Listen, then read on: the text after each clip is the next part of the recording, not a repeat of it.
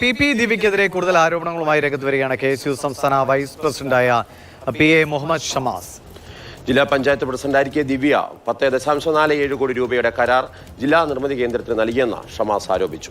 Kannur collector Arun K. Vijayan ചെയർമാനായ സ്ഥാപനമാണ് നിർമ്മിതി കേന്ദ്ര. ആരോപണം തെറ്റെങ്കിൽ തനിക്കെതിരെ നിയമ നടപടി സ്വീകരിക്കാൻ വെല്ലുവിളിക്കുന്നുവെന്നും മുഹമ്മദ് ഷമാസ് പറഞ്ഞു. 10.47 കോടിയോളം രൂപയുടെ കരാർ ഈ ജില്ലാ നിർമ്മിതി കേന്ദ്രക്ക് കിട്ടി.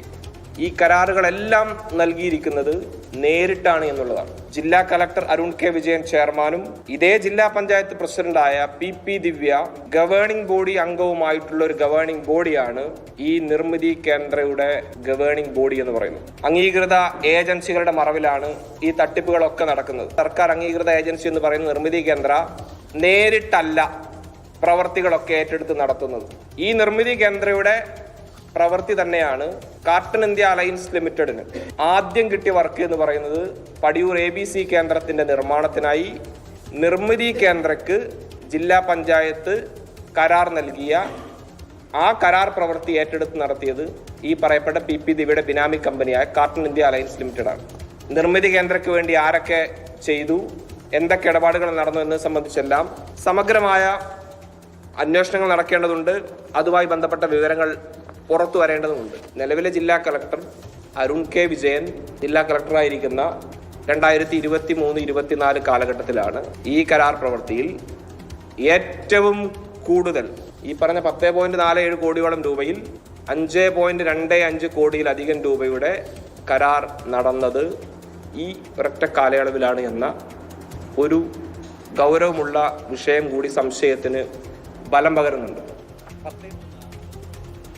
കണ്ണൂരിൽ നിന്നും ഫെലിക്സ് ചേരുന്നു ഈ വാർത്തയുടെ വിശദാംശങ്ങളുമായി. ഫെലിക്സ്, മുഹമ്മദ് ഷമാസിനെതിരെ നിയമ നടപടിയുമായി മുന്നോട്ട് പോകുമെന്നാണ് PP ദിവ്യ നേരത്തെ കഴിഞ്ഞ ദിവസം അറിയിച്ചിരുന്നത്. ഇപ്പോൾ ഇതാ PP ദിവ്യക്കെതിരെ കൂടുതൽ ആരോപണവുമായി ഷമാസ് രംഗത്ത് വന്നിരിക്കുന്നു. എന്താണ് ഇപ്പോൾ കണ്ണൂരിൽ സംഭവിച്ചുകൊണ്ടിരിക്കുന്നത്? മാർഷൽ, PP ദിവ്യ കണ്ണൂർ ജില്ലാ പഞ്ചായത്ത് പ്രസിഡന്റ് ആയിരുന്ന കാലത്ത് ജില്ലാ പഞ്ചായത്ത് നടത്തിയ പദ്ധതികളുടെ കരാറുകളുമായി ബന്ധപ്പെട്ട സാമ്പത്തിക ബിനാമി ആരോപണമാണ് ഇപ്പോൾ ഈ മുഹമ്മദ് ഷമാസ് ഉന്നയിക്കുന്നത്. അതായത് ഈ പദ്ധതികളൊക്കെ തന്നെ നിർമ്മിതി കേന്ദ്രയ്ക്ക് നൽകുന്നു. നിർമ്മിതി കേന്ദ്രയ്ക്ക് അതൊരു സർക്കാർ സ്ഥാപനമാണ്. അതിൻ്റെ ചെയർമാൻ കളക്ടറാണ്. ഒപ്പം തന്നെ അതിൻ്റെ ഗവേണിംഗ് ബോഡിയിൽ അംഗമാണ് PP ദിവ്യ. അങ്ങനെ നൽകുന്ന ഈ സ്ഥാപനത്തിൽ നിന്നും ഇത് ഉപകരാറായി നൽകിയിട്ടുള്ളത് കാർട്ടൺ ഇന്ത്യ പ്രൈവറ്റ് ലിമിറ്റഡ് എന്ന കമ്പനിക്കാണ്. ഈ കാർട്ടൺ ഇന്ത്യ പ്രൈവറ്റ് ലിമിറ്റഡ് എന്നത് PP ദിവ്യയുടെ ബിനാമി കമ്പനിയാണ് എന്നതാണ് ആരോപണം. PP ദിവ്യയുടെ അയൽക്കാരനും സുഹൃത്തുമായ ആസിഫ് എന്നയാളുടെ ഉടമസ്ഥതയിലുള്ളതാണ് ഈ കമ്പനി.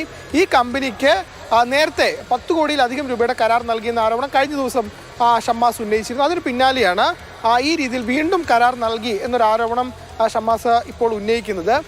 PP ദിവ്യ നേരത്തെ തന്നെ പറഞ്ഞിരുന്നു ഇതിനെതിരെ നിയമ നടപടി സ്വീകരിക്കുമെന്ന്. പക്ഷേ ഇതുവരെയും വക്കീൽ നോട്ടീസ് അയച്ചിട്ടില്ല. ആ കാര്യങ്ങളൊക്കെ തന്നെ ആലോചിച്ച് അതിൻ്റെ നടപടിക്രമങ്ങൾ നടത്തിക്കൊണ്ട് വരികയാണ് എന്നതാണ് PP ദിവ്യ ഇപ്പോൾ അറിയിക്കുന്നത്. ഏതെങ്കിലും PP ദിവ്യക്കെതിരെ ഇപ്പോൾ കൂടുതലായി ഉന്നയിക്കുന്ന ആരോപണം ഇത്തരത്തിൽ അവർ ജില്ലാ പഞ്ചായത്ത് പ്രസിഡന്റ് ആയിരുന്ന 4 വർഷക്കാലം ബിനാമി ഇടപാടുകൾ നടത്തി അതുവഴി ഈ ബിനാമി കമ്പനികൾക്ക് വലിയ രീതിയിൽ സാമ്പത്തികമായി സമ്പാദ്യമുണ്ടാക്കാൻ കഴിഞ്ഞു. മാത്രമല്ല അതിൽ PP ദിവ്യയുടെ ഭർത്താവിനടക്കം പങ്കുണ്ട് എന്നൊരു ആരോപണം കൂടി ഷമാസ് മുന്നോട്ട് വെക്കുന്നുണ്ട്.